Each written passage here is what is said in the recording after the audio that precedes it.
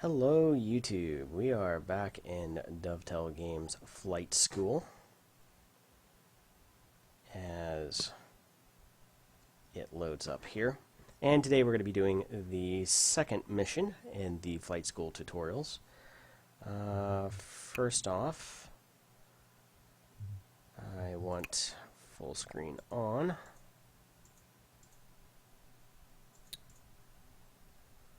There we go. I don't know why it doesn't save this setting. I would prefer it to always open in full screen, but whatever, that works. And we're going to go to the learning camp and see what the second mission is here at the flight school. Emergency landings.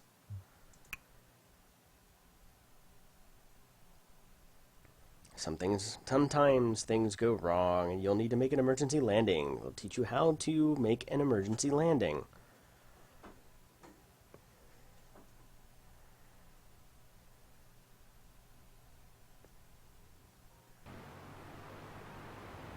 I hope you brought your lucky hat today. You're about to actually perform an emergency landing.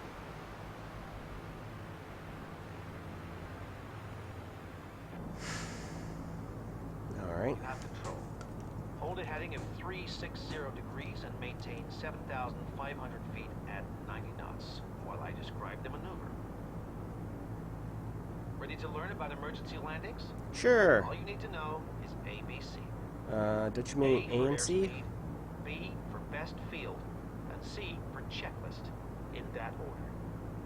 For airspeed, you want to maintain the best glide speed of 70 knots. This is very important. If you fly any slower or faster, you won't make it as far. Choosing the best field for landing is the next most important thing. Always turn into the wind to reduce ground speed, then choose a long open field with no obstacles. Or, even better, an airfield. When you've got best glide speed and the best field selected, run through the engine restart checklist. For now, continue on this course, 360 degrees. Maintain 90 knots and 7,500 feet. I was always taught that it's aviate, navigate, communicate in an emergency situation in that order. The ABC thing is not as I was Just keep taught. flying straight and level like it's a normal flight. I have a sneaking suspicion something bad might happen to your engine shortly.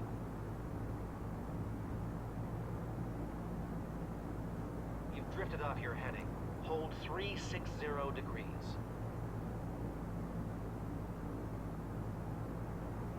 In reality, you'll never expect an engine failure, so a fast reaction time is critical. An airstrip over there? It's good practice to always keep your eye out for an emergency landing spot.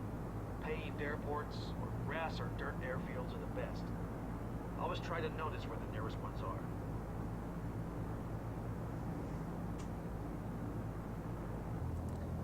Well, there's an airfield. Oh, look at that. The engine has failed. Okay, don't panic. Just pitch and trim for 70 knots.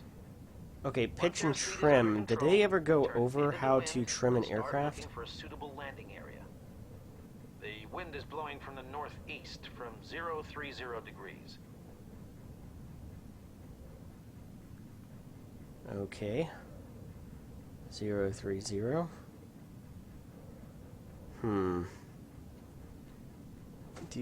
I see any type of air... Be sure to pick a spot with plenty of room. Or, better yet, an airfield. Well, there's an airfield over there, but I don't know if we have enough glide to actually make it. There are these roads, however, and Always expect there to be fences at the edges of fields. so I'm going to dip the nose. There's a structure out there, but I can't tell if that is an airfield or not. So I will probably try to land it Be on sure to keep an a eye out road. for any power lines.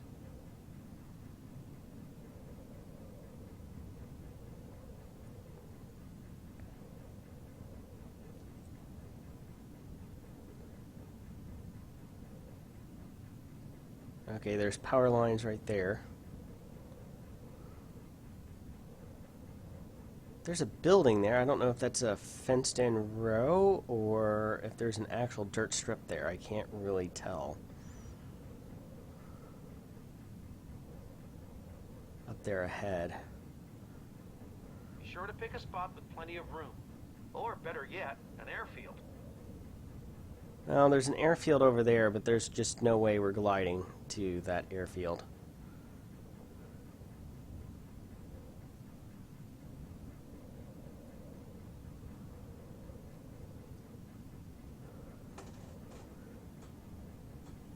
So that looks like that is actually an airfield right there. You can use flaps if you need them. Just remember to lower the nose to maintain 70 knots. This will bring your touchdown point closer, and can be useful if you think you're high. Looks like this is an airstrip here, but Here comes the ground. Let's pop the doors to make sure we can get out. Try to touch down as softly and slowly as possible.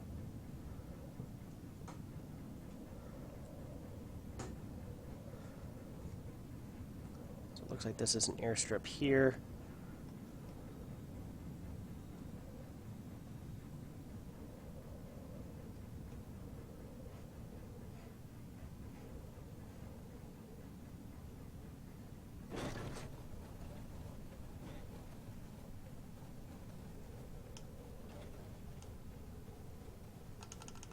Made it to the airfield.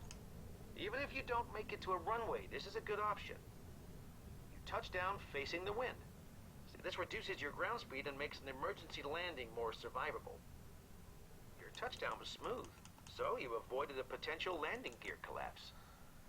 Good use of the flaps to reduce the ground speed of touchdown. Not bad. There's some room for improvement, but I'd trust you to safely land in an emergency. Oh, that's good. Woohoo! Well, looks like we success. Safely performed emergency landing. Achievement unlocked. Stop emergency. Unless I skipped over something, and I don't think I have, considering this is the second lesson, they keep talking about trimming out the aircraft. If somebody is completely new to the world of flight simming and aviation in general, they're not going to know what that is. It's like, you should trim out the aircraft. Well, I know what that's all about, but very few people outside of folks who've actually flown before or flown extensively in flight sims are even going to know where the trim wheel is in an aircraft like this, let alone how to use it and how you go about using trim. Because whenever you take over control of the aircraft in this one, your nose immediately pitches up. So the aircraft isn't even trimmed out to start with. It's as though somebody's hand flying it without using any elevator trim. So I don't know. There's room for improvement there. But we made it down in one successful landing. That's always a good thing. Thank you very much for watching, and I will continue to do these videos as it doesn't look like it's going to take us very long to get through the checklist, as it were. Probably the longest will take is about 5 hours of solo flight time in free flight mode. So stay tuned, be sure to like, subscribe, do all those fun things, and I will be back later with another video. Until then, fly safe.